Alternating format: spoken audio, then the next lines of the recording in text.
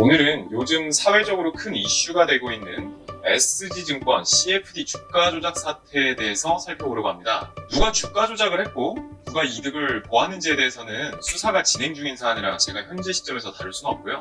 저는 돈을 잃은 분들, 즉 본인이 피해자라고 생각하시는 분들이 증권사를 상대로 법적 대응을 할 수 있는 포인트는 없는지 이야기해 보려고 합니다. 우선 CFD는 차액결제 거래 상품으로 기초자산을 보유하지 않고, 즉 주식을 직접 보유하지 않고 진입 시점과 청산 시점의 주식 가격의 차액을 현금으로 결제하는 장외 파생 상품입니다.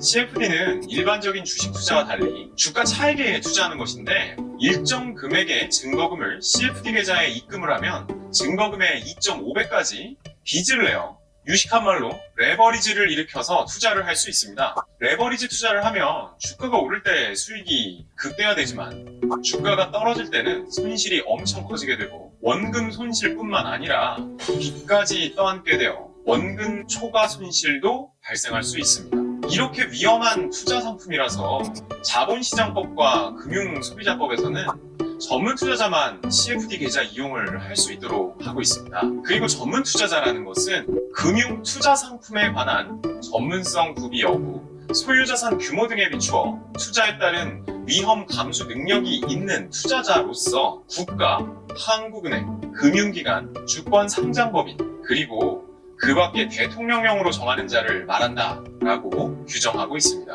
문제는 대통령령으로 정하는 이 개인 전문 투자자의 경우에 최근 5년 중 1년 이상의 기간 동안 금융 투자 상품 월말 평균 잔고 기준으로 5천만 원 이상인 사람들 중에서 개인 연봉 1억 원 이상 혹은 부부 합산 연봉 1억 5천만 원 이상인 사람, 또는 해당 분야에서 1년 이상 종사한 회계사, 감정평가사, 변호사, 변리사, 세무사, 투자 운용 인력 등 시험 합격자, 금융 투자업 주요 직무 종사자인 사람, 또는 부채와 부동산 자산을 제외한 순자산 5억 원 이상인 사람이면 개인 전문 투자자가 될 수 있도록 2019년에 그 요건을 완화했습니다. 우선 개인 전문 투자자의 완화된 요건을 갖추었다고 해서 금융 투자 상품에 관한 전문성이 있고 소유자산 규모 등에 비추어 투자에 따른 위험 감수 능력이 있다고 볼 수 있는지는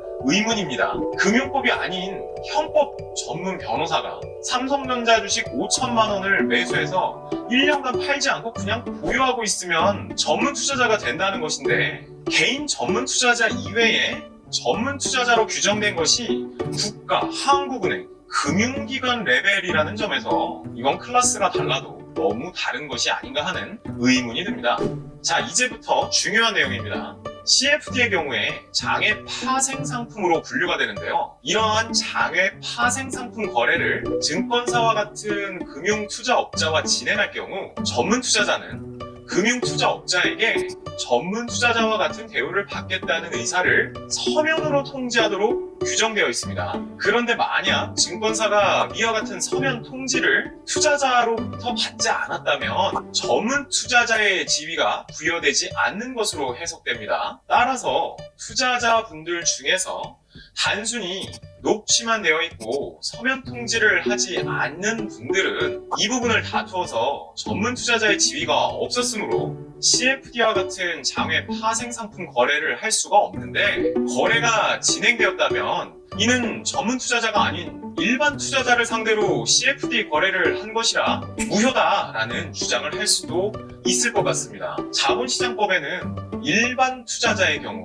위험 회피 목적으로만 장외 파생 상품 거래를 할 수 있도록 되어 있기 때문에 증권사가 전문 투자자 대우를 받겠다는 서면 통지를 받았다는 점을 증명하지 못하면 결국 위험 회피 목적임을 증명해야 하는 상황이 발생할 수 있는 거죠.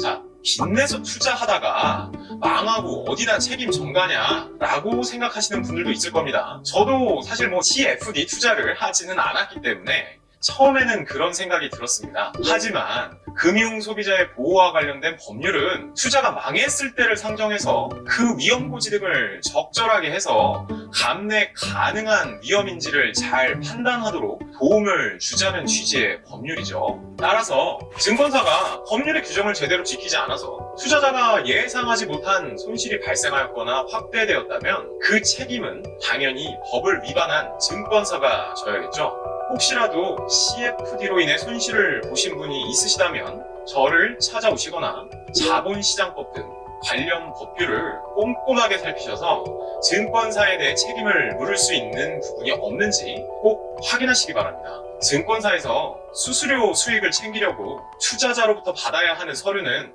잘 챙기지 않은 사례들이 종종 있으니까요.